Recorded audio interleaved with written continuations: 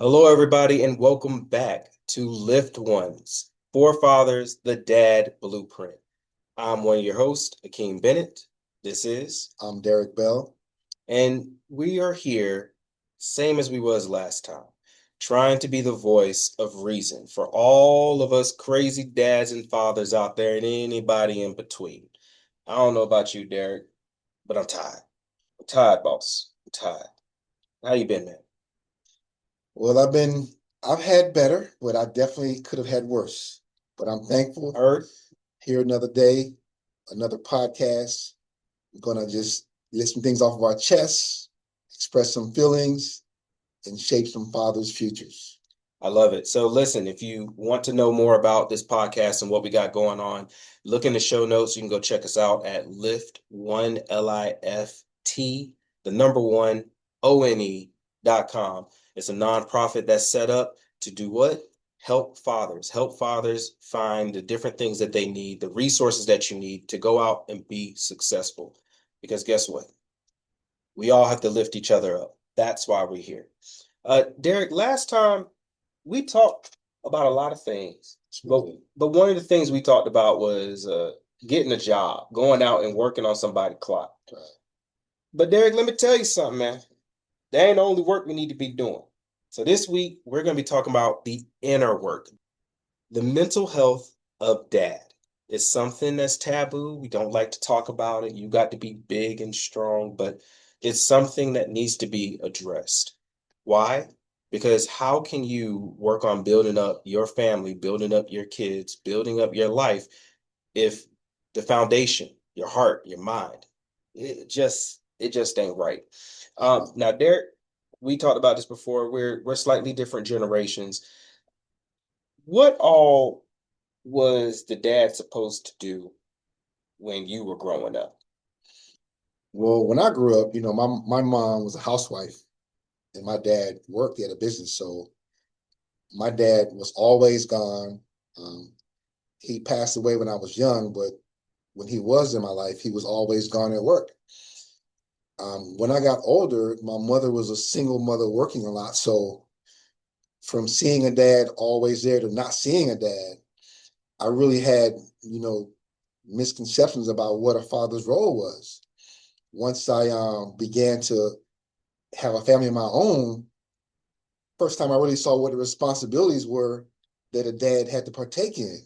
And it was a lot. And it wasn't nothing I planned or anything I was taught. So I learned it by fire, and a lot of that affected my mental, my emotional. I'm sure it probably stunted my growth in certain ways, but a lot of times we don't get that blueprint of being a dad. And the first thing it attacks is your mental. Your mental fortitude, your toughness. You want to be a provider, you want to be a protector, but if you don't have the skills and the knowledge to be those things, you're gonna suffer. And the first thing that suffers is your mind, and it affects your family, it affects your friends, it affects your mate. I think that for the first time now, mental health is on a platform where it's normalized. When I was growing up, you had to suck it up. You had to be tough. Men couldn't Mm-hmm. cry. You Absolutely. couldn't, you couldn't show yourself having any weaknesses. And it was important to be tough and to be hard. But we see what that's gotten us as a community, as a nation. Now men being able to be more vulnerable, being able to understand that mental health is going to affect everybody. I mean, I grew up in South Florida. I remember being in elementary school and seeing grown-ups outside our house fighting and the cops coming. And I remember being in high school, going to the parties, and when they start shooting, we laid down. And when they stopped shooting, we got up and started dancing. I mean, so Mm-hmm. the traumas and mental health, the things you're exposed to at a young age, it definitely affects your mental health for when you're older. Yeah. I know for me, my household was a little bit different because my mom was the breadwinner. My dad was a disabled vet, so legally, I say that legally, he couldn't go out and get no job. But he always showed us you gotta hustle. And the one thing I can say is I think I can count on my hand the number of times that I've seen my father shed tears. When his mother died, his like nephew had died. Um, Honestly, it's hard. I can't even really think of nothing like that. But it's that he grew up with four brothers, single mom. You got to be macho. You, what you crying for? When do you have time to cry? Uh, One of my friends, she told me one time, she's like, when's the last time you cried? I looked at her, what am I crying for? And she's like, sometimes you just need to let it out. What you mean? Let what out? You don't want me to let this out. Yeah, you talking about crying. Do you want to see rage? But that's what, I think that's what a lot of us we go through on the regular because we're taught to hide it. And in fact, my grandmother, closest relative I've ever had, my parents were ready to send me to therapy because I did not shed a tear when that woman died. And I loved her to death. And they're like, well, are you okay? I was like, yes. This is normal to me now. I'm I'm a millennial. Fifth grade, sixth grade, World Trade Center happened, had the Iraq War, whatever's going on now. We just been in the Middle East fighting my whole life. When I graduated high school, we had the major recession with the housing crisis in 2008. I just like again, we just been at war my whole life. Like my whole life has been trauma. I don't. We It's just normalize. normal. It's just like yeah, everybody talking. I got to remember like when Menendez and all that happened. I was going to school. I remember that. And guess what? Just like you said, like I was like, okay, well, somebody starts shooting up the school. It is what it is. Don't even think about it no more. Or Trayvon Martin happened. I'm big black kid. It's nothing for me to walk around in hoodies when it's cold outside. Now I got to watch out for that. Like there's so there's so many different traumatic things that we have and we learn as kids, and we carry those into adulthood. And a lot of that is we don't talk. Right. Like, we don't talk, and a lot of times with men, we we used to, I think, see it as being soft, Yeah. but now I don't even think it's necessarily as seen as being soft as we just don't know what to do. You don't. You don't. Who do you talk to? Who do you go to? I just don't know. It's crazy. Like, when I grew up, I don't remember like for years, I got handshakes with like hugs from a man like All right. for years, Hey man, go on with that fruity when stuff, I man. when They I tell see you my that quick. when I see my sons, I hug them. I'll embrace them. When I see my buddies, embrace them because I think with men, we have to understand, we are a support group in itself. Mhm. Who else are you going to talk to? Like if you can't be vulnerable around your friends, your brethren, when are you going to be vulnerable? I mean, you don't want to be someone who There's has so that much. someone that knows what you're going through because they're Right. also going through it. Right. A lot of times we have the same struggles, same traumas. And I mean, it crosses racial lines. If you live in an urban area, whether you're black or you're white, you have the same issues with law enforcement, the same issues with the economy, the same issues with social issues, so it's kind of like trauma, mental health affects everybody It does. at different stages, but we're all impacted by it. And the thing for me is that I always knew that there was a better life, but connecting those dots to get to it, most people never can do that. And also too, you ain't got to be poor to have mental health issues. It's true. Because and I always try to remind people this, like, you people got money. What? You got money. What are you upset about? What are you depressed about? Everyone has something that they can be depressed about, they can be upset about, it can cause them anxiety. Just because you have material things does not mean that your mental health, your mental health bank can be empty. It can be overdraft on negative $67,000 and you got a Bentley out there. So that's another part of it too. Yeah. And also too, what's crazy?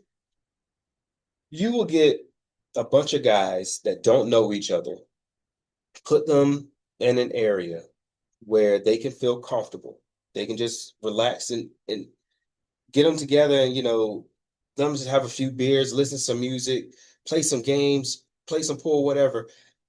And that little bit of interaction with one another. It always amazes me how close men can get to one another and they've never even known each other. Why? Because they need that type of connection, that type of interaction. Yeah, isolation definitely is not the answer. I think you take a lot of times I see a lot of children who have issues in school, and it may look like a behavior, but it's always trauma. It's always trauma, anxiety, PTSD. I mean, we have children, that grow up in households and environments where they traumatized, so Absolutely. to go to school and have to focus, I mean, and to be, a certain temperament, it's very hard to do. So the sooner we can recognize, mental health challenges in our children, the quicker we can help them heal. Absolutely. And so to that point,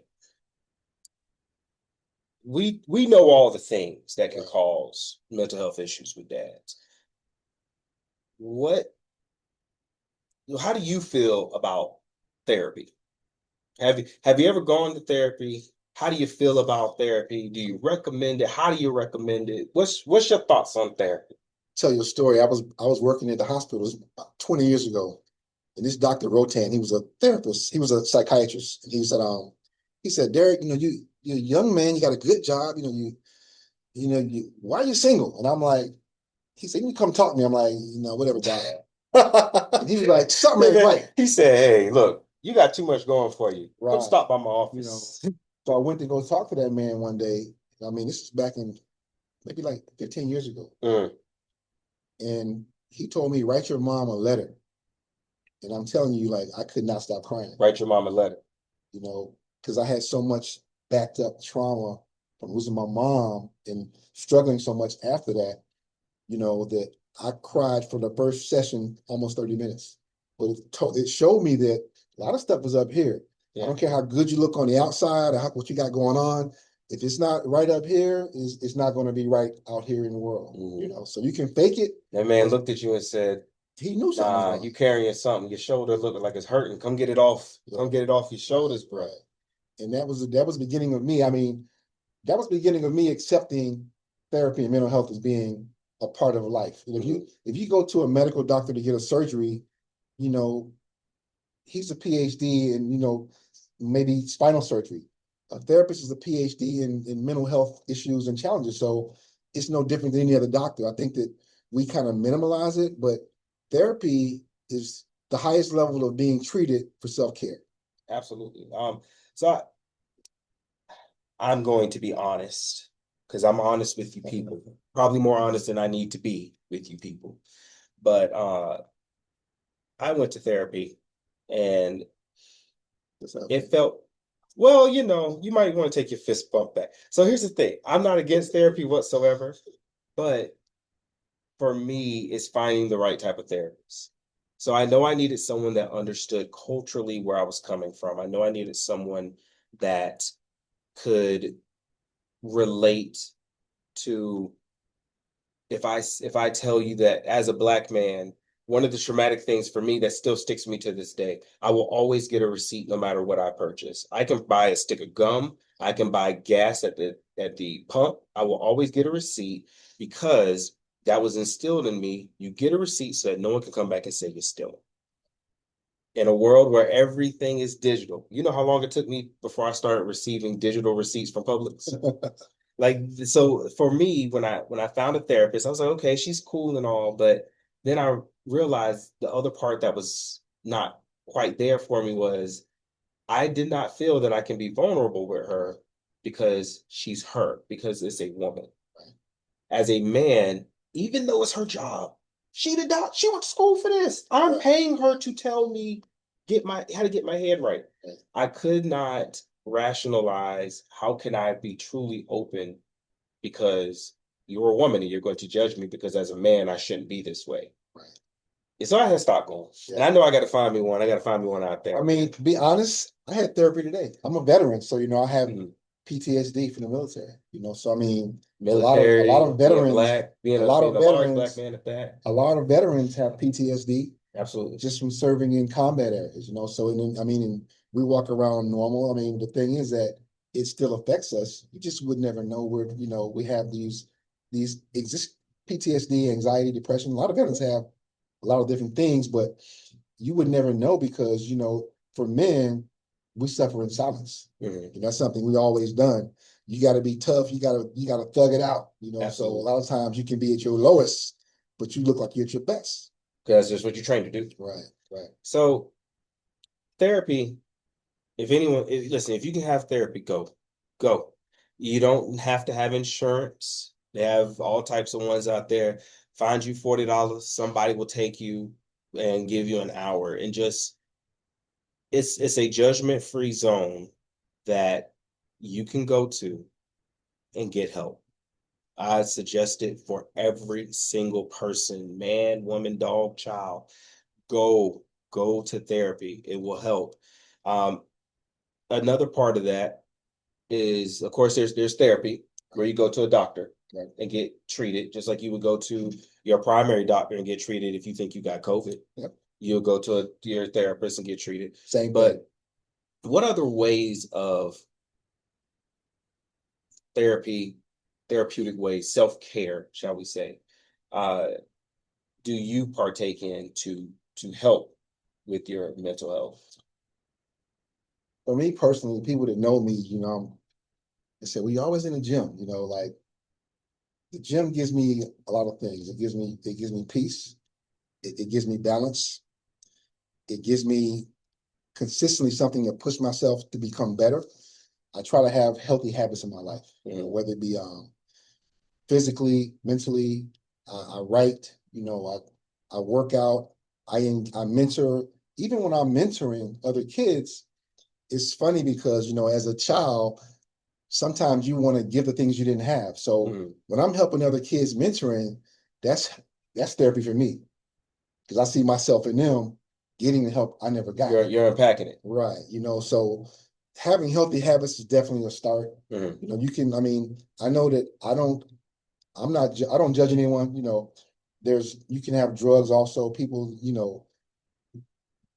have, vices they use to kind of combat stress and other things. I don't judge anyone, but for me, I personally feel like being active, having a spirituality that you can lean on, all those things help me, process and be a lot more stable mentally. That's fair. Now, um, for me, it's tennis. Oh, oh, y'all, tennis. If you want to do pickleball, go ahead. But it's tennis, man. There's something about the sport of tennis. You're going out there, and when I'm on that court, everything else disappears. I don't need to think about this email, this phone, that all my problems are just you focus on yourself and what's going on right there in front of you. And being active and outside, Oh yeah, oh yeah. when you are exercising, your body literally releases different toxins and whatnot that put you in a state of euphoria. It makes you feel good. It's just like if you were to eat a piece of chocolate. Uh, those different feelings can be felt not just by going to the gym, but just by being active. Go take a walk outside. Any of those types of things can tremendously help your mood and your mental health. Another thing, too, Derek, I'm going to disagree with you, Derek. If you are using alcohol and drugs as your way to get by, I'm judging. You want to know why I'm judging? I'm not judging because ill you're using it. No, no, that's not why I'm judging. I'm judging you because you have people right here, us, that we can help you change that. When you want to get rid of a habit, what they say, you got to replace a habit with another habit. So if you have all these things going haywire in your life, don't pick something that could lead you into more problems. Don't pick alcohol because there's nothing wrong with having a drink. But we all know what happens when you have just one too many drinks. It could put you in a situation where you outside of the club while they shoot, or you inside of the club while they shoot. And I don't want to be anywhere while they're shooting. Drugs. There's some drugs that I personally feel like should be okay and be recreational. But you know the situations that can lead to other problems. And what I like about the gym, what I like about going outside playing tennis, what I like about these other alternatives, they don't have to cost you a lot of money. And when I was in college, I had, I wasn't really much of a drug user, but I ain't gonna lie to you. I was never in the Inhale. Navy, but I'd be drinking. I'd be drinking like a fish. And it was not cheap. It's an easy habit to spend a lot of money on. So find if that is if that's your release right now, find something that doesn't have to hurt your pockets. Because the worst thing in the world is being broke, getting drunk, and when you sober up, you still broke. Oh, you still broke, Derek. Oh, I don't. No, no, no, no. Don't put yourself in a bind. Find you something that can help you progress through your mental health, make you feel good, but it does not sacrifice your way of life and your way of living. And on the other side of that, medication does help. Because I'm a firm believer that a lot of times mental health is chemical imbalances, things you were born with, you have no control over how your pops and your mom's DNA, you might be lacking a certain, mineral or certain, Listen, if you meet your parents and you know they crazy, come on now. Don't even be surprised that you're going through something. It's their fault. but I definitely think, people who are medicated should not have any kind of scorn or feel any kind of shame. Whatever it takes for you to be your best self and to be balanced, I commit you to doing that, or I condone you doing that. So I don't think that in the past, we frowned on medications, we frowned on diagnosis. These days, you can be a highly functional person and be bipolar. You can be a highly functional person and have severe depression. So don't let titles like anxiety, depression, or bipolar challenge you from being your best self. I mean, you can get help, you can be treated, you can be medicated, and still live an amazing life. And to that point, I think so many times we think of the worst case scenario. Right. Oh, I'm not ready to kill myself. I don't have depression. That's not what depression is. That could be depression, Form but of it, right. it's not what depression is. 3 years ago, I found out that I had mental health issues. And I already knew it. I met my mom. I met my dad. I met my stepdad. I knew something was off in there. I knew something wasn't quite. Some how they say it ain't wrapped too tight. Elevator It was loose. top. Oh, it was going, but it was going on. It was going too far. So I found out about 3 years ago, maybe four, that I have ADHD, diagnosed as an adult. And let me tell you something. When you go in, so I had to go see a psychiatrist. First of all, I told you I seen a therapist. I went to see a psychiatrist, and that really blew my rock because they ask you totally different questions. So this man, he went through this questionnaire, and he's like, "Well, have you ever thought about this?" And I was like, "Well, no." How about this? I was like, "Well, I guess I've kind of thought of that." And they ask you, it gets personal. You got to be honest. I came out of that man said, "Well, you have a mild case of depression, you have anxiety, and you have ADHD." I said, "Excuse me, I have what now?" I didn't even care about the ADHD. I have depression and anxiety. Excuse me, sir. And to your point, I looked at it so differently. So I started taking medication for it. And the thing about knowing is that you now understand. That's right. So once I knew that I had ADHD, I started taking medication. My performance at work went up. My performance in life went up. I realized that all those times as a kid where people said I talked too much was because I had undiagnosed ADHD. All those times where I would be in class and ask the teacher instead of a regular desk, can I go sit at the table back there? Because sometimes I just need to stand up. That was the ADHD. My ability to react calmly in crisis is ADHD. I knew now that I learned what I had and how to use it, I use it to my advantage because turns out when the building is on fire at work, I can handle crisis situations because it's easy for me to jump from this needs to be done, this new problem, I can jump over here. I'm used to that because that's how my mind has always been. And taking that medication, it helped slow things down, it helped get me right. But then it also taught me how do I better communicate with my family? Most Like, important. exactly. Like, what is it that I'm doing or that I can do to better communicate with my wife, to better communicate with my son. And it's highly hereditary. And my son absolutely has ADHD. Oh, it's in there. You It's can coming tell. strong. But and another part of that is I was always told as a kid, you used to get so angry and stuff. And they just, you must have been angry because your dad wasn't there. No, I'm not angry. What are y'all talking? And it would just frustrate me more. Or my favorite, you think you know everything. No, I ask questions. And so you find out answers. So when you're asking the question that I asked 2 years ago, I have an answer. Now you're upset with me. And what I realized is ADHD, those people, we get frustrated easily. So when I see my son get really frustrated real easily, I know what it is. Right. He's trying to work through it and he can't formulate the words, he can't get it right. But I wouldn't know that if I didn't go get checked. Medication is not a bad thing as long as you're using it correctly. It's not a bad thing. There's nothing wrong with it. In fact, the people that are using medication, the people that are checking on themselves, Yeah.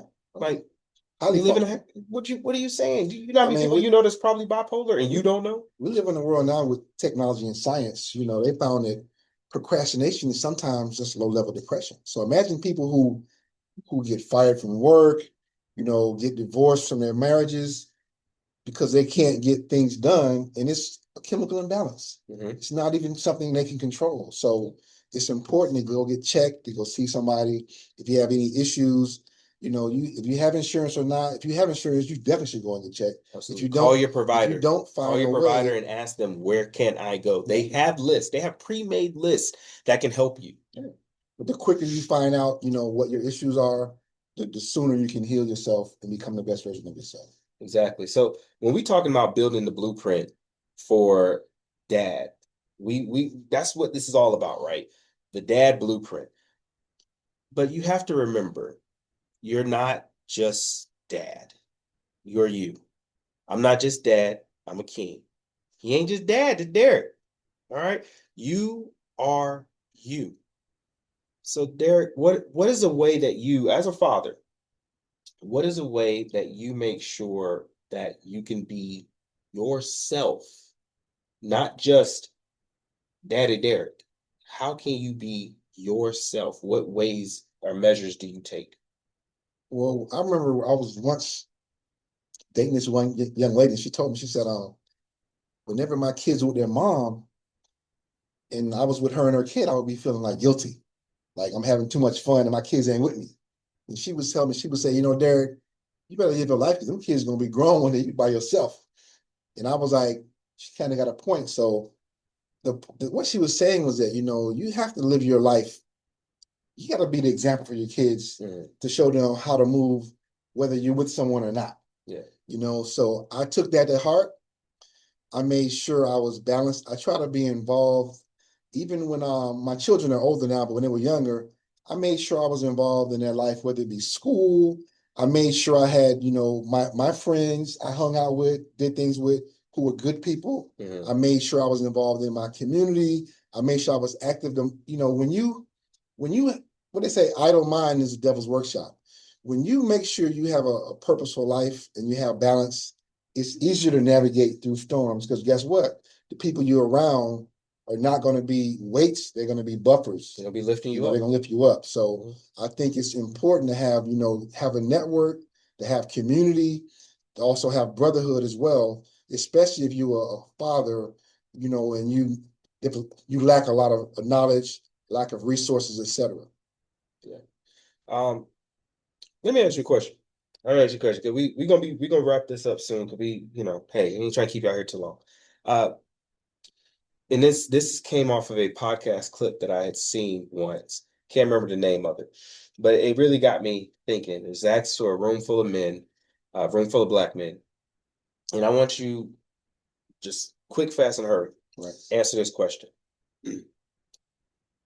When was the last time that you weren't doing something for someone else and you were happy? Honestly, my birthday about a month ago, 2 weeks ago, I went to Belize and I was sitting on the beach in Belize, smoking a cigar, drinking some coffee, and writing my book, my life story. Been writing it for a minute, but I was doing that for myself. And in that moment, I was really happy and at peace, knowing that I was doing something totally for myself. I wasn't in daddy mode. I was Derek, and I was, doing something purposeful. So usually for me, if I'm purposeful and I'm doing something selfish, I feel pretty good. See, the reason I asked that is because when they asked this to this group of men, so many of them didn't even know how to answer the question. And what that speaks to is how often are we as men and especially as dads going, going, going. You never take time for you. You never take time to just sit, be yourself, go do what you want to do. Just like Derek said, sometimes you gotta let them kids go, bro. And I ain't saying let them go crazy, but hey, you have to look out for yourself. You have to be something beyond just dad. Right. Every building that's built, no matter what that blueprint says, no matter what that foundation is, yeah, you're building a dwelling, some type of place, but it's going to be used for something else. It's something else beyond just a building. It's a storefront, it's a hospital, it's a school. It's something beyond just a building. You have to remember to work on yourself. One thing I always want to remember was that whatever I was doing, my kids were watching. Mm-hmm. So I didn't want to see them see some broken down dad or see some dad who was losing, broken down for life and just bitter and angry. I wanted them to see me no matter what, living positive, healthy, and trying to be the best I could be. So no matter what I was going through, it was important for me to show my children that, this is how you evolve, even through tragedy, even through struggle. You always keep trying to better yourself. And I never wanted my kids to see me and say, man, dad, he losing it, or dad can't, life's kicking his butt, because that was important for me to remember that they are watching me. So if you keep your kids in your heart, close to your heart, and understand that they will be what they see, that will also motivate you to kind of be your best self as well. Word. Remember, all work and no play makes Jack a very, very dull boy. And we aren't dull. A little slow sometimes I might be, but we are not dull. Well, folks, that's going to wrap up this episode of Lift One's Forefathers, A Dad's Blueprint. Make sure that if you need help in any way, shape, fashion, or form, look in the show notes, go to our website, lift11, Lift, the number one, one.com. You can send us an email, do whatever you have to do, reach out to us, get yourself some help. You cannot build to become the better dad that you need to be for your kids, for your family, for yourself, if you don't take care of your mental health. Amen. Was that a bar just now? It might have been. Folks, I'm Akeem. And I'm Derek. We'll see you next time on Forefathers, the Dad's Blueprint. Forefathers, the Dad Blueprint is brought to you by Lift One Inc. Follow, subscribe, and share Forefathers, the Dad Blueprint on YouTube at Lift One Forefathers or wherever you listen to your favorite podcasts. Questions or comments? Email the podcast at liftoneforfathers@gmail.com. For more information on Lift One events, visit lift11.com. That's lift, the number one, one.com.